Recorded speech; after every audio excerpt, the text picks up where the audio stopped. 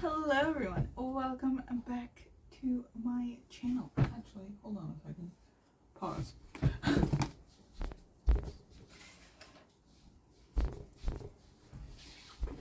Whoops.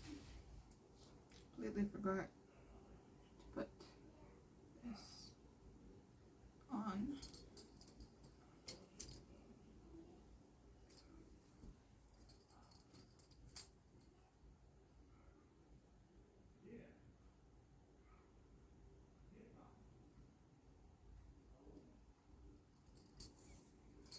Okay.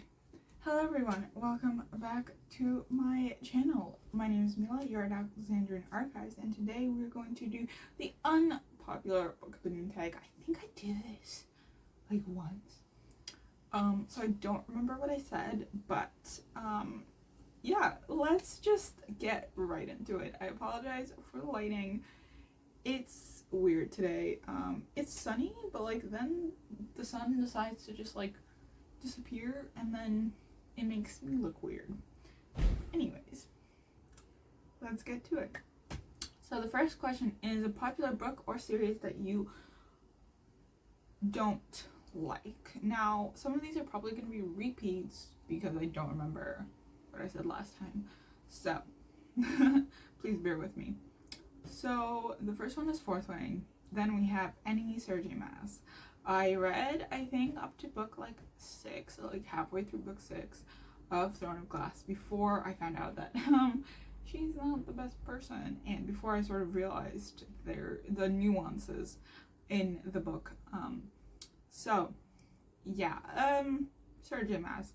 Also, I've watched Carrie's plot summaries, and I was like, that's all I need to know. That's all I need to know to make me not want to read it. We also have Lightlark, which became popular on Book Talk and then sort of dissipated down in terms of popularity. I barely heard anything about the sequel.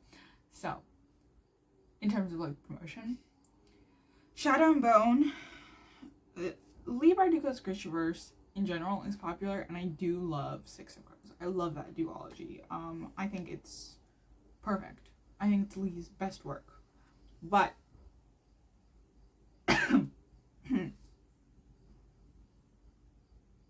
Shadow and Bone? No. I have a lot of bones to pick with Shadow and Bone.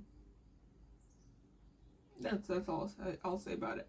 And then we have Shatter Me. I remember reading book 1 of Shatter Me back when it was like the old cover with the girl in a dress. I thought it was an interesting concept, but it also felt like every other YA, and now everything that I find out about the Warner dude is against my will.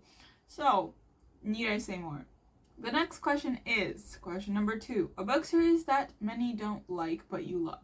Now, there aren't a lot because mainly it's the opposite. A lot of people like this series and I do not because I am picky. And yeah, and sometimes I read for content, but will you get that content? Who knows? Prior to the Orange Tree, I find has gotten a lot of flack, actually. I don't know what it is. Is it maybe like the lack of dragons? Is it the length? Is it like the characters? Is it the matriarch? Like the queendom? Is it the queer relationships? Like I don't.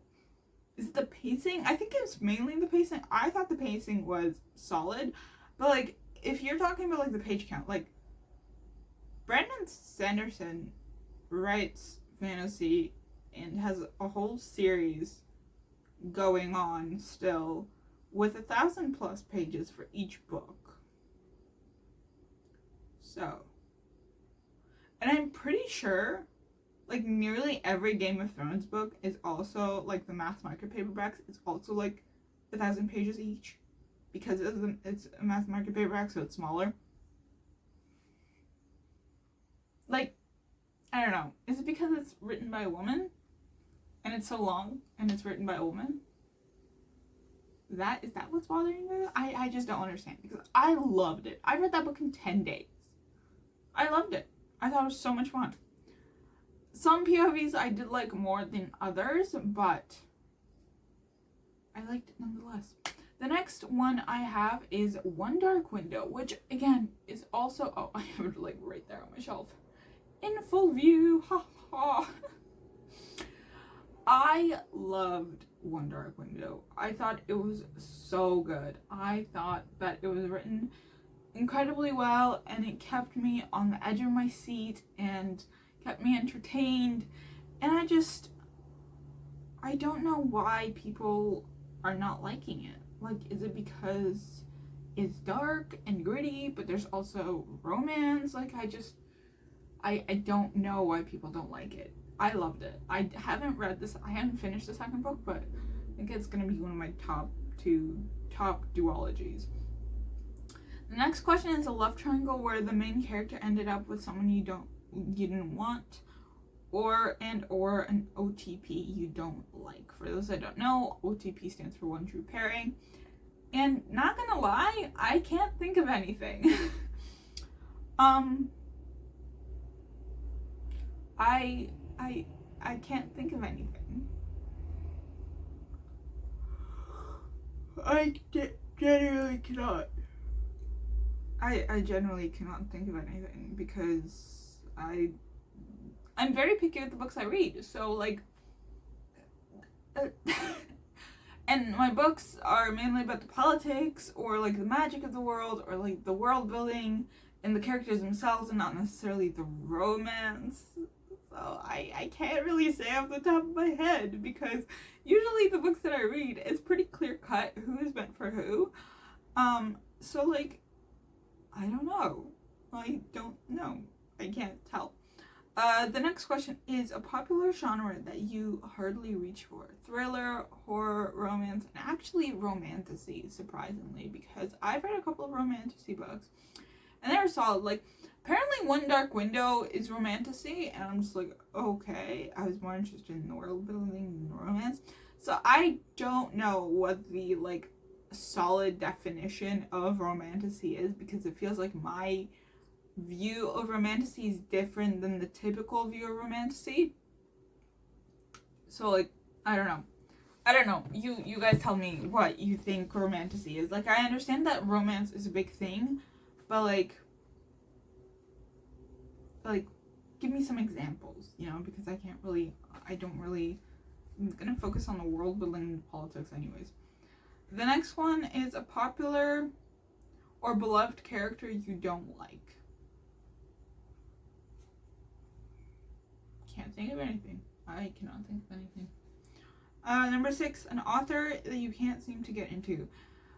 I wrote Sarah J. Maas on this, but that's because, like, after Throne of Glass, you'll never see me getting into her. Yaros, after I read Fourth Wing, never again. Holly Black, I tried reading the Folk of the Air series. I tried reading Book of Night. I, however, loved Spiderwick Chronicles. I ate that shit up when I was little, okay? I love that series, but all her other books were such misses to me, and I'm just like, where did she go wrong? Like, where did I go wrong in terms of my taste? Tahir Mafi, again, I've read a couple of her books, but I think in terms of, like, Shatter Me, no.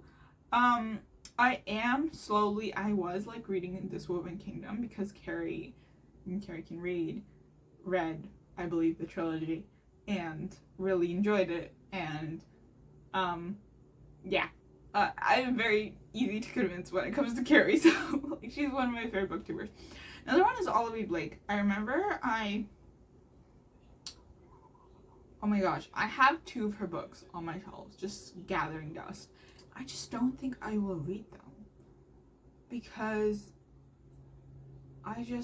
first off, I have One for My Enemy, which is a Romeo and Juliet retelling with Russian witch families, okay, in New York City. And what brought me into that was the Russian witch family aspect and the correct usage of the last names, and also the nicknames, the oh my god, forget the word for it, but there's, like, sort of built-in nicknames. And so that's what sort of got me. Also, the art is stunning. But, like, Atlas 6, I don't know, because my whole thing was, like, Library of Alexandria, and that was also the Library of Alexandria. And I'm just like, we'll see. The next question is a popular book trope you're tired of seeing. Not true enemies to lovers when it's marketed as enemies to lovers, and it's more annoyances to lovers, because, like, give me proper enemies to lovers. Okay, don't make it seem like, oh, he loved her this whole time, blah, blah, blah. No, make them enemies to lovers. Okay? Give me a proper dagger to throat scene, okay? Stop making it annoyances to lovers. Like, stop saying that I'll get enemies to lovers when in fact it is not enemies to lovers. A good example of enemies to lovers is a crane among wolves, because they're literally enemies. They're literally on opposite sides. But it turns out that he is just playing along to not get killed by the enemy. Right? So technically they're on the same side. But first, they are enemies. Okay? Because they are on opposite sides. Right? Because she's the victim of his half-brother. He's also the victim of his half-brother. He just doesn't show it as much as it's not as obvious for him, right? The next one is, the other one is miscommunication, but not like there's a certain level of miscommunication that I like. Like, for example, letters trope. Like, oh, I wrote you letters. You wrote me letters? Like I've never seen it, but that scene of Anne with an E when Gilbert finds out that Anne wrote him letters, and he's like, Diana, what letters? What letters, Anne? Like, what letters? Like, that... I love that trope, but miscommunication was just something so stupid. Or, like, the main character continues to, like, flip her mind. It just, pisses me off. The next one is a popular book or series you have no interest in. Book of the Air, continuing Light Lark, continuing Fourth Wing, and the Atlas 6 series, as I said, because something about that series makes me just so uncomfortable. The last question is, what adaptation is better than the book? Now, I'm running out of time because, but I did write down Lord of the Rings, and I think it's in the sense that you can go a very long time with only watching the movies without wanting to read the book. Okay, because I went a really long time watching the movies without reading the book, and I just resorted to Google, right, when it comes to questions and blah blah blah. But then I read the books, so I feel like it's one of those fandoms that, like, if you're a movie lover, you're still going to be accepted, whereas other fandoms, if you're a movie lover, you're not really going to be accepted, because there's only so much you can do in a movie, right?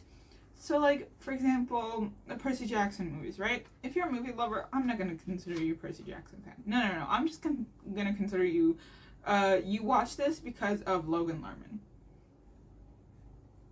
Like, that's, am I wrong? Or, for example, trying to think.